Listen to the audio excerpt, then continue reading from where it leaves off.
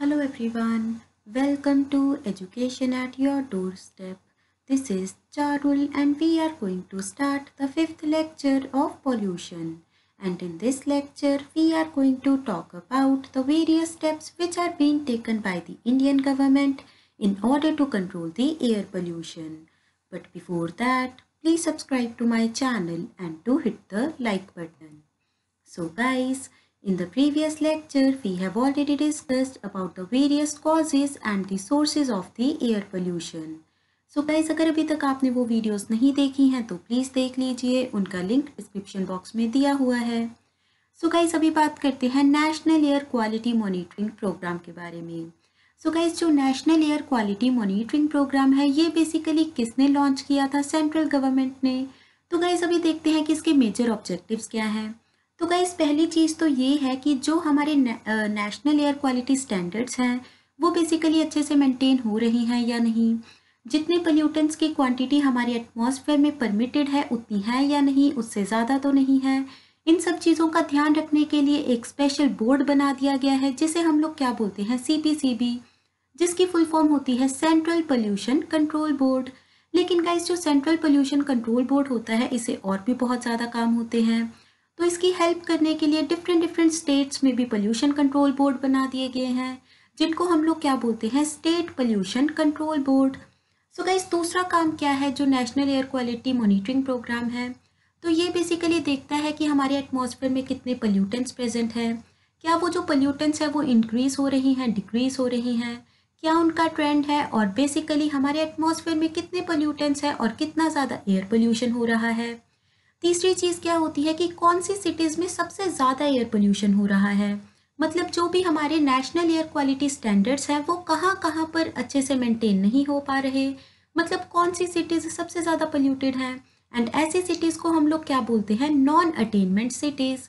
उसके बाद गाइस, चौथा काम ये होता है कि जैसे हमारे एनवायरनमेंट में बहुत सारी ऐसी एक्टिविटीज़ हो रही हैं जिसकी वजह से हमारा एनवायरनमेंट खुद ही क्लीन हो जाता है। जैसे कि हमारे एनवायरनमेंट में कभी कभी बहुत ज़्यादा डस्ट पार्टिकल्स प्रेजेंट होते हैं, तो इसकी वजह से टेम्परेचर इंक्रीज हो जाता है, उसकी वजह से क्लाउड फॉर्मेशन ज़्यादा होता है और बारिश आने के कारण जो डस्ट पार्टिकल्स होते हैं वो बेसिकली ग्राउंड पर सेटल हो जाते हैं, जिसकी वजह से खुद ब खुद जो हमारा एनवायरनमेंट है, एटमॉस्फेयर है, वो क्लीन हो जाता है। तो इन सब चीज़ों के बारे में ध्यान रखना भी काम किस प्रोग्राम के अंडर आता है, national air quality monitoring programme. दूसरी चीज़ ये है कि हमारे एटमॉस्फेयर में कुछ ऐसे पोल्यूटेंट्स प्रेजेंट हैं जो कि बेसिकली खुद तो क्लीन नहीं हो रहे, बल्कि हमें कुछ ना कुछ ऐसी एक्टिविटीज़ करनी पड़ेंगी जिसकी वजह से जो पोल्यूटेंट्स हैं उनको हम लोग कंट्रोल कर पाएँ। तो गाइस, एक चीज़ तो ये हो सकती है कि पहले हमारे एटमॉस्फेयर में पोल्यूटेंट नहीं प्रेजेंट थे, तो क्या क्या करें ऐसा हम लोग जिसकी वजह से वो पोल्यूटेंट हमारे एटमॉस्फेयर में एंटर ही ना करें। दूसरी चीज़ ये हो सकती है कि अगर हमारे एटमॉस्फेयर में पोल्यूटेंट आ चुके हैं तो बेसिकली कैसे उन्हें एटमॉस्फेयर से रिमूव किया जाए, तो इस चीज़ के बारे में भी कहाँ पर डिस्कशन की जाती है, national air quality monitoring programme के अंडर। सो गाइस, उसके बाद देखते हैं national ambient air quality standards होते हैं कुछ, मतलब इन स्टैंडर्ड्स में क्या बताया जाता है कि कौन सा पोल्यूटेंट किस अमाउंट तक हमारे एटमॉस्फेयर में प्रेजेंट हो सकता है। जैसे ही उस पोल्यूटेंट की क्वांटिटी उस लेवल से ज़्यादा होगी वैसे ही वो बहुत ज़्यादा हार्मफुल हो जाएगा। एंड गाइस, मैंने आपको बताया था कि कैसे डिफरेंट गैसेस होती हैं, पर्टिकुलेट मैटर्स होते हैं जिनके बहुत ही ज़्यादा हार्मफुल इफेक्ट्स होते हैं। सो गाइस, अभी जो national air ambient air quality standards है ये हमें क्या बताएंगे कि किस पोल्यूटेंट की क्वांटिटी कितनी होनी चाहिए। सो गाइस, इसके बारे में सबसे पहले कॉन्सेप्ट कब आया था, 1982 में, लेकिन उसके बाद इसे बेसिकली रिपील कर दिया गया था 1994 में। लेकिन अभी दोबारा से जो ये स्टैंडर्ड्स हैं ये दोबारा से फिक्स कर दिए गए हैं 2009 में। सो गाइस, आपको याद रखना है कि कौन सी पॉलिसी कब आई थी। सो गाइस, अभी जो national ambient air quality standards हैं इसमें कुछ गैसेस, कुछ पोल्यूटेंट्स को देखा गया है, आइडेंटिफाई किया गया है, जिनके बारे में हमें बताया गया है कि इससे ज़्यादा जो पोल्यूटेंट है वो हमारे एटमॉस्फेयर में नहीं होने चाहिए। मतलब चाहे कोई इंडस्ट्री है या फिर डोमेस्टिक पोल्यूटेंट्स हैं, उनकी क्वांटिटी इतनी ज़्यादा नहीं होनी चाहिए कि जो national ambient air quality standards हैं ये मेंटेन ना हो पाए। सो गाइस, इसमें बहुत डिफरेंट चीज़ें आती हैं, जैसे कि पहले आते हैं पर्टिकुलेट मैटर्स। हमने देखा था कि जो PM 2.5 होते हैं और PM 10 पार्टिकल्स होते हैं ये सबसे ज़्यादा हार्मफुल होते हैं, तो इनके बारे में भी basically national ambient air quality standards में बताया गया है। उसके बाद कुछ बहुत ही ज़्यादा हार्मफुल गैसेस होती हैं जैसे कि ozone, carbon monoxide, sulphur dioxide, nitrogen के ऑक्साइड्स होते हैं, अमोनिया होता है जो कि बेसिकली गैसियस फॉर्म में पाए जाते हैं, इसीलिए हम लोग इन्हें क्या बोलते हैं, गैसियस पोल्यूटेंट्स। उसके बाद गाइस कुछ हैवी मेटल्स होते हैं जैसे कि लेड, मरकरी, आर्सेनिक होते हैं जो कि मेजर पोल्यूटेंट्स है और हमारे एटमॉस्फेयर में पाए जाते हैं। तो इनके बारे में भी बताया जाता है कि इनकी क्वांटिटी कितनी हो सकती है। उसके बाद डिफरेंट डिफरेंट तरह के हाइड्रोकार्बन्स होते हैं जैसे कि बेंजीन हो सकता है, बेंजोपाइरीन हो सकता है। बेंजोपाइरीन का मतलब क्या होता है, साइक्लिक हाइड्रोकार्बन्स। सो गाइस ये 12 चीज़ें हैं जिनके बारे में हमें national ambient air quality standard बताता है कि कितनी क्वांटिटी इनकी हमारे एटमॉस्फेयर में होनी चाहिए, कौन सी इंडस्ट्री कितने पोल्यूटेंट्स रिलीज कर सकती है। इन सब चीज़ों के बारे में हमें कौन बताता है, national ambient air quality standards. सो गाइस उसके बाद हमने देखा था कि एक बहुत ही ज़्यादा इंपॉर्टेंट बोर्ड है जिसे हम लोग क्या बोलते हैं, सेंट्रल पोल्यूशन कंट्रोल बोर्ड। तो गाइस उसने क्या किया कि बेसिकली अभी वो नेशनल एयर क्वालिटी इंडेक्स को पब्लिश करता है, जिससे हमें क्या पता चलता है कि हमारा जो एटमॉस्फेयर में है उसमें कितने ज़्यादा पोल्यूटेंट प्रेजेंट है। ये बेसिकली एक नंबर को इशू करता है जिससे हमें पता चलता है कि कितना एयर पोल्यूशन हो रहा है। सो गाइस जो ये नेशनल एयर क्वालिटी इंडेक्स है ये सबसे पहले लॉन्च कब किया गया था, 2014 में। मतलब 2014 के बाद हमें हर पल पता चलता रहता है कि कितना एयर पोल्यूशन है, क्या वो कम हो रहा है, क्या वो ज़्यादा हो रहा है। इन सब चीज़ों के बारे में बताने का काम कौन करता है, नेशनल एयर क्वालिटी इंडेक्स, जिसे कौन पब्लिश करती है, सीपीसीबी। सो गाइस आपको याद रखना है कि जहाँ पर भी पोल्यूशन का नाम आता है वहाँ पर सीपीसीबी का बहुत ही ज़्यादा इंपॉर्टेंट रोल आ जाता है। सो गाइस हमने क्या देखा कि जो national ambient air quality standards थे उसमें बेसिकली 12 तरह के कंपोनेंट्स आते थे, लेकिन गाइस यहाँ पर क्या है, यहाँ पर सिर्फ 6 चीज़ें आती हैं। So guys national ambient air quality standards में हमने क्या किया था, 12 तरह के पोल्यूटेंट्स को 4 कैटेगरीज में डिवाइड किया था, पीएम पार्टिकल्स, गैसियस कंपोनेंट्स, उसके बाद heavy metals and the hydrocarbons. लेकिन यहाँ पर कुछ सिलेक्टेड ही पोल्यूटेंट्स हैं जिनकी वजह से बहुत ज़्यादा एयर पोल्यूशन होता है एंड इन्हें मेजर करके ही हमें बताया जाता है कि कितना एयर पोल्यूशन हो रहा है। गाइस आपको पता होगा कि एक समीर नाम की ऐप है जिसके थ्रू आपको पता चलता रहता है कि कितना एयर पोल्यूशन है, फ्यूचर में कितना होने वाला है, जिसके अकॉर्डिंगली आप अपने प्लान्स बना सकते हैं कि अगर ज़्यादा पोल्यूशन होगा तो आप अवॉइड कर सकते हैं बाहर जाना, लेकिन अगर जो पोल्यूशन है वो बेसिकली एक मॉडरेट लेवल पर है तो आप आराम से घूमने फिरने का प्लान बना सकते हैं। सो गाइस अभी देखते हैं कि कौन कौन से pollutants national air quality index में मेज़र किए जाते हैं। सो गाइस उसमें आती है ओजोन लेयर, आती है ओजोन गैस आती है जो कि बहुत ही ज़्यादा हार्मफुल है, हमने इसके बारे में ऑलरेडी बात कर चुके हैं। उसके बाद नाइट्रोजन के ऑक्साइड्स होते हैं, सल्फर डाइऑक्साइड होती है, carbon monoxide, PM particles and the lead. Guys आप देख सकते हैं कि जो ये 6 कंपोनेंट्स है ये किस में आ रहे थे, national ambient air quality standards में। लेकिन गाइस होता क्या है कि उन 12 कंपोनेंट्स में से ये 6 कंपोनेंट्स है ये बहुत ही ज़्यादा हार्मफुल हैं, इसीलिए इन्हीं को मेज़र करके national ambient air quality index दिखाया जाता है। मतलब हमें एक नंबर बता दिया जाता है, जैसे कि अगर नंबर 20 है तो मतलब एयर पोल्यूशन कम है। जैसे जैसे ये नंबर इंक्रीज होता चला जाएगा तो हमें पता चल जाएगा कि अभी एयर पोल्यूशन बहुत ही ज़्यादा हो चुका है एंड आपको ध्यान रखने की ज़रूरत है कि आपकी तबीयत ख़राब ना हो जाए, क्योंकि अगर आप बहुत ज़्यादा एयर पोल्यूटेंट्स को इनहेल कर लेंगे, आपकी बॉडी में एंटर हो जाएंगे, तो इसकी वजह से आपको बहुत सारी रेस्पिरेटरी प्रॉब्लम्स हो सकती हैं एंड अगर हैवी मेटल्स आपकी बॉडी में चले जाते हैं तो इसकी वजह से कैंसर भी हो सकता है। सो गाइस अभी बात करते हैं नेशनल क्लीन एयर प्रोग्राम के बारे में, जिसे हम लोग क्या बोलते हैं, एनकैप। सो गाइस आपको याद रखना है कि ये कब लॉन्च किया गया था, ये लॉन्च किया गया था बेसिकली 2019 में। मतलब ये सबसे ज़्यादा रीसेंट पॉलिसी है जिसमें हमें क्या बताया गया कि कैसे पोल्यूशन को कंट्रोल किया जा सकता है। जो हमारी सेंट्रल गवर्नमेंट है वो बेसिकली अच्छे से ध्यान रखती है कि जो पोल्यूशन है वो एक लेवल से ज़्यादा ना हो जाए, सो दैट हमें बहुत ज़्यादा प्रॉब्लम्स का सामना ना करना पाए। तो गाइस उसके बाद क्या हुआ कि जो नेशनल क्लीन एयर प्रोग्राम है ये लॉन्च किसने किया था, सेंट्रल गवर्नमेंट ने। एंड आपको याद रखना है कि जो ये है सेंट्रल सेक्टर स्कीम, मतलब इसके रिगार्डिंग जितने भी पैसे लगते हैं वो कौन देगी, सेंट्रल गवर्नमेंट। लेकिन गाइस होता क्या है, कुछ जो स्कीम्स होती हैं वो बेसिकली होती हैं सेंट्रल स्पॉन्सर्ड स्कीम्स, मतलब उसके लिए कुछ पैसे तो हमारी सेंट्रल गवर्नमेंट देती है, कुछ स्टेट गवर्नमेंट देती है। लेकिन जो ये नेशनल क्लीन एयर प्रोग्राम है इसमें जितने भी काम करने हैं एंड गाइस इसमें जितने भी लोग होते हैं जो कि इसके अंडर काम कर रहे होते हैं, उनकी सारी सैलरीज, जितने भी एक्सपेंसेस होते हैं वो कौन हैंडल करती है, सेंट्रल गवर्नमेंट, एंड ये कब लॉन्च की गई थी? 2019 में। तो गाइस अभी इसके नाम से ही क्लियर है कि नेशनल क्लीन एयर प्रोग्राम है। इसका मतलब क्या हुआ? पूरी इंडिया का जो एटमॉस्फेयर है, एयर है, उसको क्लीन कर देना है, सो दैट उसके बहुत ज़्यादा एडवर्स इफेक्ट्स हम पर ना हो। सो गाइस जो ये पॉलिसी थी, इसके बहुत ही ज़्यादा लॉन्ग टर्म इफेक्ट्स थे।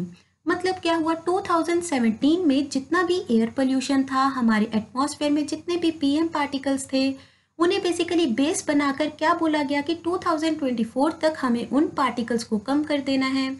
मतलब अभी क्या हुआ कि जो 2017 में मान लीजिए 100 पीएम 10 पार्टिकल्स हमारे एटमॉस्फेयर में प्रेजेंट थे, तो 2024 तक वो कितने हो जाने चाहिए? 80। लेकिन गाइस जो पीएम 2.5 पार्टिकल्स है वो बेसिकली ज़्यादा डिक्रीज हो जाने चाहिए। मतलब क्या हुआ? अगर 2017 में पीएम 2.5 पार्टिकल्स 100 प्रेजेंट थे, तो अभी 2024 तक वो कितने हो जाने चाहिए? वो हो जाने चाहिए बेसिकली 75 या फिर 70। मतलब क्या हुआ कि जो पीएम 2.5 पार्टिकल्स है और पीएम 10 पार्टिकल्स हैं, इन्हें डिक्रीज करने का प्रोग्राम कौन सा है? National clean air programme. So guys आपको याद रखना है कि कौन सा बेस ईयर है? 2017। कब लॉन्च हुआ था? 2019। मतलब 2020 से इस पर काम शुरू हो गया होगा। उसके बाद डेडलाइन कब तक की है? 2024 की। एंड रिड्यूस किन्हें करना है? पीएम 10 और पीएम 2.5 पार्टिकल्स को। लेकिन गाइस हमें पता है कि जो पीएम 2.5 पार्टिकल्स होते हैं, ये बहुत ही ज़्यादा हार्मफुल होते हैं, इसीलिए इनकी क्वांटिटी ज़्यादा कम करनी बहुत ही ज़्यादा ज़रूरी हो चुकी है। उसके बाद गाइस इसके अंडर क्या देखा जाता है कि कौन कौन सी ऐसी सिटीज़ हैं जो बहुत ही ज़्यादा एयर पोल्यूशन के अंडर हैं। मतलब जो भी वहाँ पर लोग रह रहे हैं, वो इतना ज़्यादा एयर पोल्यूटेंट को अपनी बॉडी में इनहेल कर लेते हैं कि इसकी वजह से उनकी बॉडी में बहुत डिफरेंट डिफरेंट तरह की प्रॉब्लम्स आ जाती हैं। सो गाइस ऐसी सिटीज़ को हम लोग क्या बोलते हैं? Non attainment cities. So guys अभी देखते हैं कि हमारे इंडिया में कितनी नॉन अटेनमेंट सिटीज़ हैं। तो हमारी कंट्री में है total 122 non attainment cities. So national clean air programme में ये चीज़ की जाती है कि पहले आइडेंटिफाई की जाती है कि कितनी नॉन अटेनमेंट सिटीज़ हैं। उसके बाद देखा जाता है कि वहाँ के एटमॉस्फेयर में कौन से पोल्यूटेंट्स सबसे ज़्यादा हैं। और वैसे ही गाइस जिस सिटी में जो जो पोल्यूटेंट्स ज़्यादा होंगे, उसी रिगार्डिंग वहाँ पर स्टेप्स उठाए जाते हैं कि इस पोल्यूटेंट को कम करने की ज़रूरत है। किसी सिटी में दूसरे तरह के पोल्यूटेंट्स की क्वांटिटी ज़्यादा हो सकती है, तो वहाँ पर दूसरे तरह के स्टेप्स उठाने चाहिए। तो यहाँ पर क्या होता है? पहले तो नॉन अटेनमेंट सिटीज़ को आइडेंटिफाई किया जाता है। उसके बाद क्या किया जाता है कि यहाँ पर सिटी स्पेसिफिक पॉलिसीज़ बनाई जाती हैं। मतलब कौन सी सिटी में कौन सा पोल्यूटेंट ज़्यादा है, उसके लिए हमें कौन कौन से स्टेप्स उठाने की ज़रूरत है, ये सब कुछ कहाँ पर डिटरमाइन किया जाता है? नेशनल क्लीन एयर प्रोग्राम के अंडर। सो गाइस उसके बाद देखते हैं कि नॉन अटेनमेंट सिटीज़ क्या होती हैं। सो गाइस जो हमारी national ambient air quality standards हैं, उसमें बताया गया है कि किस पोल्यूटेंट की क्वांटिटी कितनी हो सकती है। उस परमिट लेवल से ज़्यादा बेसिकली उनकी क्वांटिटी नहीं होनी चाहिए।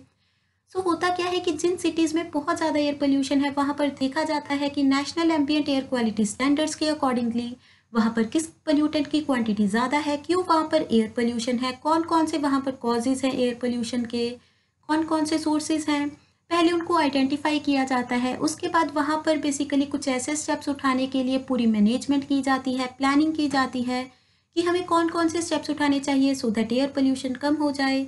उसके बाद क्या किया जाता है? उन्हें इम्प्लीमेंट किया जाता है। इम्प्लीमेंटेशन के बाद क्या होता है? उनको बेसिकली मॉनिटर किया जाता है कि वो एयर पोल्यूशंस कम हो रही है या फिर नहीं। एंड गाइस आपको याद रखना है कि आज के टाइम में कितनी नॉन अटेनमेंट सिटीज़ हैं? 122। तो गाइस उसके बाद किया क्या जाता है कि एक बार हमने क्या किया, वहाँ पर आइडेंटिफाई की नॉन अटेनमेंट सिटीज़, उसके बाद हमने प्लानिंग की, उसके बाद इम्प्लीमेंटेशन की, एंड उसके बाद हमने क्या किया? मॉनिटरिंग की। सो गाइस जो प्लानिंग की जाती है वो बेसिकली इस तरह से की जाती है कि सारी की सारी कंट्री में एक जैसे स्टेप्स नहीं उठाए जाते, क्योंकि कहीं पर किसी तरह की इंडस्ट्रीज होती हैं तो कहीं पर दूसरी तरह की इंडस्ट्रीज होती हैं, एंड वहाँ से डिफरेंट डिफरेंट तरह के पोल्यूटेंट्स हमारे एटमॉस्फेयर में रिलीज़ किए जाते हैं। तो क्योंकि डिफरेंट डिफरेंट तरह के पोल्यूटेंट्स हैं, तो इसकी वजह से जो स्टेप्स उठाए जाने चाहिए वो भी डिफरेंट होने चाहिए। इसकी वजह से किया क्या जाता है कि पहले नॉन अटेनमेंट सिटीज़ को आइडेंटिफाई किया जाता है, उसके बाद सिटी स्पेसिफिक प्लान्स बनाए जाते हैं। मतलब कहीं पर तो रोड पर ज़्यादा पोल्यूशन हो सकता है, तो इसकी वजह से रोड्स को क्लीन किया जाता है। वहाँ पर वाटर स्प्रिंकल कर देते हैं सो दैट बहुत ज़्यादा डस्ट पार्टिकल्स हमारे एटमॉस्फेयर में ना जाएं। ऐसा हो सकता है कि किसी एरिया में बहुत ज़्यादा माइनिंग एक्टिविटीज़ हो रही हों, जिसकी वजह से एयर पोल्यूशन हो जाता है। एंड गाइस मैंने आपको बताया था कि माइनिंग एक्टिविटीज़ के कारण कुछ हैवी मेटल्स हमारे एटमॉस्फेयर में आ जाते हैं जिसकी वजह से कैंसर हो सकता है। तो ऐसे एरियाज में क्या किया जाता है कि माइनिंग को रिस्ट्रिक्ट किया जा सकता है या फिर वहाँ पर कोई ऐसी टेक्नोलॉजी लगा दी जाती है जिसकी वजह से जो माइनिंग के दौरान डिफरेंट डिफरेंट हैवी मेटल्स हमारे एटमॉस्फेयर में रिलीज हो रहे थे उनकी क्वांटिटी डिक्रीज हो सके। सो सिर्फ इतनी चीज़ है कि जो हमारी नॉन अटेनमेंट सिटीज़ हैं पहले तो ये आइडेंटिफाई की जाती हैं, ये टोटल कितनी है 122। एंड ये आइडेंटिफाई किस बेसिस पर की जाती हैं, एक तो national ambient air quality standards के अकॉर्डिंगली, दूसरी जो WHO की रिपोर्ट आती है ऑन एयर पोल्यूशन उसकी हेल्प लेकर कुछ नॉन अटेनमेंट सिटीज़ को आइडेंटिफाई किया जाता है। उसके बाद वहाँ पर सिटी स्पेसिफिक प्लान्स बनाए जाते हैं जिससे क्या हो कि उस सिटी का एयर पोल्यूशन कम हो जाए एंड वहाँ के लोग आसानी से बहुत ही अच्छी सी सांस ले पाएँ। उसके बाद गाइस बात करते हैं कॉम्प्रिहेंसिव एक्शन प्लान के बारे में। सो गाइस जो कॉम्प्रिहेंसिव एक्शन प्लान है ये पहले तो ये देखते हैं कि लॉन्च कहाँ पर किया गया था। तो ये लॉन्च किया गया है दिल्ली और NCR के एरियाज़ में, क्योंकि गाइस आपको पता होगा कि दिल्ली और NCR एरियाज़ में बहुत ही ज़्यादा एयर पोल्यूशन होता है, क्योंकि एक तो गाइस वो बहुत ही ज़्यादा कॉन्टिनेंटल एरिया है, मतलब वहाँ पर बहुत ज़्यादा गर्मी होती है तो बहुत ज़्यादा ठंड भी होती है। एंड जब टेम्परेचर बहुत ज़्यादा कम हो जाता है ठंड बहुत ज़्यादा हो जाती है, तो इसकी वजह से गाइस क्या होता है कि जो एयर सर्कुलेशन है वो कम हो जाती है जिसकी वजह से जो एयर पोल्यूटेंट्स हैं वो खुद ब खुद हमारे एटमॉस्फेयर से रिमूव नहीं हो पाते और उसकी वजह से दिल्ली वाले एरिया में बहुत ही ज़्यादा एयर पोल्यूशन हो जाता है। एंड गाइस आपको पता होगा कि जो हमारे फार्मर्स होते हैं वो बहुत ही ज़्यादा स्टबल बर्निंग करते हैं जिसकी वजह से बहुत ज़्यादा एयर पोल्यूशन हो जाता है अक्टूबर और नवंबर के मंथ में। ऊपर से गाइस होता क्या है कि अक्टूबर नवंबर में दिवाली भी आ जाती है जिसकी वजह से क्रैकर्स फोड़े जाते हैं और इसकी वजह से भी एयर पोल्यूशन हो जाता है। तो इसकी वजह से गाइस होता क्या है कि दिल्ली के एरिया में बहुत ही ज़्यादा एयर पोल्यूशन हो जाता है जिसकी वजह से हमारी गवर्नमेंट को बहुत ही ज़्यादा इस चीज़ के बारे में सोचने की ज़रूरत थी कि दिल्ली और NCR के एरियाज़ को कैसे क्लीन अप किया जाए। तो इसकी वजह से क्या लाया गया, कॉम्प्रिहेंसिव एक्शन प्लान इन 2018। सो ये कौन लेके आया था, सेंट्रल गवर्नमेंट, और इसकी निगरानी कौन करेगा, CPCB। सो गाइस इसमें क्या किया जाएगा कि पहले आइडेंटिफाई की जाएंगी कि दिल्ली के एरिया में इतना ज़्यादा एयर पोल्यूशन क्यों हो रहा है। उसके बाद ये देखा जाएगा कि कौन से पोल्यूटेंट्स की जो क्वांटिटी है वो बहुत ज़्यादा है जिसकी वजह से एयर पोल्यूशन हो रहा है। उसके बाद कुछ ऐसे स्टेप्स उठाए जाएंगे जिससे इन पोल्यूटेंट्स को रेगुलेट किया जाए। मतलब कि ऐसा हो सकता है कि अगर पोल्यूशन स्टबल बर्निंग के कारण है तो स्टबल बर्निंग को बैन किया जा सकता है। उसके बाद अगर व्हीकल्स के कारण बहुत ज़्यादा है तो अभी क्या हो रहा है कि जो व्हीकल्स हैं उसके रिगार्डिंग बहुत सारी पॉलिसीज़ लेकर आई जा रही हैं सो दैट गाइस जो हमारे नॉर्मल व्हीकल्स होते हैं उनमें क्या होते हैं इंटरनल कंबशन इंजन जिसमें से बहुत डिफरेंट डिफरेंट तरह के पोल्यूटेंट्स रिलीज होते हैं। लेकिन अगर हम लोग इलेक्ट्रिकल व्हीकल्स यूज़ करेंगे तो इस दौरान गाइस बहुत कम पोल्यूटेंट्स रिलीज होंगे। इसीलिए कुछ ऐसी चीज़ें भी लेकर आई जा रही हैं कि जो जैसे हमारे दिल्ली वाले एरिया हैं, चेन्नई का एरिया है, NCR का एरिया है, जहाँ पर बहुत ज़्यादा व्हीकल्स होते हैं वहाँ पर इलेक्ट्रिकल व्हीकल्स लाए जाए सो दैट जो ग्रीन हाउस गैसेज हैं, पोल्यूटेंट्स हैं, इनकी एमिशन कम हो पाए। सो आपको सिर्फ इतना याद रखना है कि जो कॉम्प्रिहेंसिव एक्शन प्लान है ये कब लॉन्च किया गया था, 2018 में सेंट्रल गवर्नमेंट लेकर आई थी in the region of Delhi and NCR। उसके बाद का इस बात करते हैं कि जो हमारा ग्रेडेड रिस्पॉन्स एक्शन प्लान है ये कब लॉन्च हुआ था। तो ये लॉन्च हुआ था 2017 में। उसके बाद क्वेश्चन ये है कि किसने लॉन्च किया था, तो ये लॉन्च किया गया था ministry of environment, forestry and the climate change. So guys आपको याद रखना है कि जो ministry of environment, forest and the climate change है ये बहुत ही ज़्यादा इंपॉर्टेंट मिनिस्ट्री है, क्योंकि गाइस आप देख सकते हैं कि इसमें एक चीज़ आ रही है एनवायरनमेंट जो कि हमारे लिए बहुत ही ज़्यादा ज़रूरी है। उसके बाद फॉरेस्ट ये भी बहुत ज़्यादा ज़रूरी है। क्लाइमेट चेंज तो आज के टाइम में सबसे ज़्यादा इंपॉर्टेंट टॉपिक है जिसके बारे में हमें सोचने की ज़रूरत है। सो ये लेकर आया था ग्रेडेड रिस्पॉन्स एक्शन प्लान। ये भी कहाँ पर आया था, दिल्ली और NCR के एरियाज़ में। सो गाइस होता क्या है कि जो दिल्ली और NCR के एरियाज़ हैं यहाँ पर बहुत ज़्यादा पोल्यूशन होता है। आपको पता ही है कि डेली न्यूज़ आती रहती है कि दिल्ली में इतना एयर पोल्यूशन हो गया, इसकी वजह से ये प्रॉब्लम्स आ रही हैं। सो होता क्या है कि पहले तो यहाँ पर प्रिवेंट करने की कोशिश की जाती है कि एयर पोल्यूशन ना हो। दूसरी चीज़ क्या की जाती है कि कंट्रोल किया जाता है। कंट्रोल किया जाता है मतलब अगर वहाँ पर एयर पोल्यूशन हो गया है तो उसे कम कैसे किया जाए। उसके बाद अगर एयर पोल्यूशन आ गया है तो उसे ख़त्म भी करना है। मतलब पहली चीज़ तो ये हो गई कि वहाँ पर एयर पोल्यूशन ना हो। दूसरी चीज़ हो गई कि अगर हो रहा है तो कम हो। तीसरी चीज़ अगर बहुत ज़्यादा हो गया है तो उसे एलिमिनेट किया जाए। तो ये सब कुछ किस स्कीम के अंडर किया जाता है? ग्रेडेड रिस्पॉन्स एक्शन प्लान के अंडर। सो गाइस उसके बाद देखते हैं कि इसमें क्या क्या काम किए जाते हैं। तो इसमें बेसिकली एयर पोल्यूशन को कम करने का काम किया जाता है, उन्हें रिड्यूस किया जाता है, एलिमिनेट किया जाता है, प्रिवेंट किया जाता है कि वो हमारे एटमॉस्फेयर में एंटर ही ना हो। तो गाइस आपको याद रखना है कि ये किसके अंडर आता है? नेशनल क्लीन एयर प्रोग्राम के अंडर। सो गाइस अभी इसमें एक वर्ड यूज़ किया गया है ग्रेडेड, मतलब यहाँ पर कुछ ना कुछ ग्रेडिंग दी जाती होगी। सो गाइस होता क्या है कि जो दिल्ली और एनसीआर के एरियाज़ हैं यहाँ पर 4 तरह की ग्रेडिंग्स यूज़ की जाती हैं। पहला तो ये बताया जाता है कि जो एयर पोल्यूशन का लेवल है वो बहुत ही ज़्यादा मॉडरेट है, मतलब आपको बहुत ज़्यादा डरने की ज़रूरत नहीं है। उसके बाद जैसे जैसे आप सितंबर के टाइम में पहुँचेंगे तो धीरे धीरे पोल्यूशन ज़्यादा होना शुरू होगा, धीरे धीरे वो पुअर कैटेगरी में आ जाएगा, मतलब अभी पोल्यूटेंट्स ज़्यादा हो चुके हैं। इसके बाद जब बहुत ज़्यादा पोल्यूटेंट्स हो जाएंगे, मतलब स्टबल बर्निंग शुरू हो गई, तो इसकी वजह से भी एयर पोल्यूशन होगा, तो वेरी पुअर हो जाएगी। उसके बाद गाइस हुआ क्या कि टेम्परेचर भी कम हो गया, जिसकी वजह से एयर सर्कुलेशन नहीं हो रही, मतलब पोल्यूटेंट्स इधर उधर मूव ही नहीं कर रहे, जिसकी वजह से क्या होगा, स्मोक जैसी कंडीशन हमारे दिल्ली के एरिया में बन जाती है। एंड उस टाइम पर क्या होता है, एक्सट्रीम या फिर हम लोग क्या बोलते हैं, एमरजेंसी दिल्ली में लग गई है। गाइस आपने बहुत फ्रीक्वेंटली सुना होगा कि दिल्ली के एरिया में एमरजेंसी लगी है क्योंकि वहाँ पर बहुत ज़्यादा एयर पोल्यूशन हो चुका है। सो गाइस अभी आपको ग्रेडेड रिस्पॉन्स एक्शन प्लान में क्या क्या याद रखना है। पहली चीज़ तो ये है कि इसको लॉन्च किसने किया था? Ministry of environment, forestry and the climate change ने। कब किया था? 2017 में। कौन सी स्कीम के अंडर आती है? National clean air programme. इसके काम क्या क्या है? Prevent, control and eliminating the air pollutants. उसके बाद 4 तरह की ग्रेडिंग्स दी जाती हैं, उनमें से एक ग्रेडिंग है moderate, poor, very poor, emergency और दी सीवियर कंडीशंस। सो गाइस जो भी नॉन अटेनमेंट सिटीज़ होती हैं ना, जहाँ पर बहुत ज़्यादा पोल्यूशन होता है, जैसे कि दिल्ली के एरिया होते हैं, कानपुर का एरिया है, बेंगलोर, चेन्नई, जो ये एरियाज़ है यहाँ पर पोल्यूशन बहुत ज़्यादा होता है, तो इन्हें बेसिकली हम लोग क्या बोलते हैं? Non attainment cities. तो जो भी नॉन अटेनमेंट सिटीज़ होते हैं वहाँ पर जो नेशनल क्लीन एयर प्रोग्राम है, जो कि हमारी सेंट्रल गवर्नमेंट ने लॉन्च किया था, कब लॉन्च किया था ये आपको कमेंट सेक्शन में लिखना है। तो उसके अंडर ले लेते हैं, मतलब क्या हुआ कि नेशनल क्लीन एयर प्रोग्राम में पहले क्या किया जाएगा, जो सिटीज़ हैं उन्हें आइडेंटिफाई किया जाएगा एंड उसके बाद वहाँ पर सिटी स्पेसिफिक प्लान्स को इम्प्लीमेंट कर दिया जाएगा। सो गाइस उसके बाद बात करते हैं समीर ऐप के बारे में।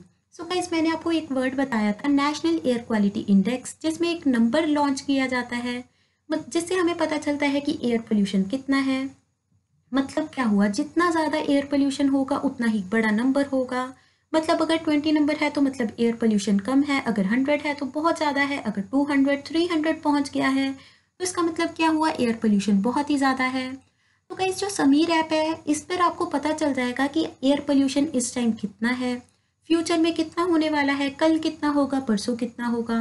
तो इससे क्या होगा, आप अपने प्लान्स बना सकते हैं, मतलब अगर आपके साथ कोई भी छोटा बेबी है या फिर अगर आपके बहुत ही ज़्यादा लाइक ग्रैंड पेरेंट्स हैं जो कि एक एज पर आ चुके हैं, जो कि बहुत ही ज़्यादा वल्नरेबल हैं, तो क्या होगा कि आप प्लान्स नहीं बनाएंगे जब जो है एयर पोल्यूशन बहुत ज़्यादा है। तो इससे आपको क्या फ़ायदा होगा, आप आसानी से प्लान्स बना सकते हैं कि इस दिन पोल्यूशन बहुत ज़्यादा है तो आपको बेबीज़ और अपने ग्रैंड पेरेंट्स को लेकर बाहर नहीं जाना चाहिए, लेकिन अगर पोल्यूशन कम है तो आप आसानी से बाहर जा सकते हैं। एंड गाइस समीर ऐप से होता क्या है कि आपको ये भी पता चल जाता है कि पोल्यूशन कितना होगा।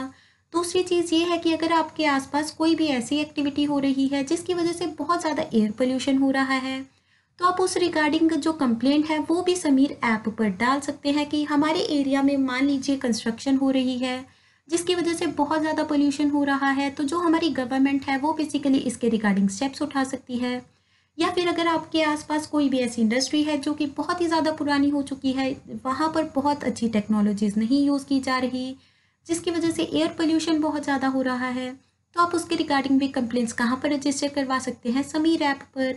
सो गाइस अभी हमने कुछ बेसिकली पॉलिसीज़ के बारे में देखा, स्टेप्स के बारे में देखा जो कि हमारी इंडियन गवर्नमेंट ने उठाए सो दैट एयर पोल्यूशन को कंट्रोल किया जा सके।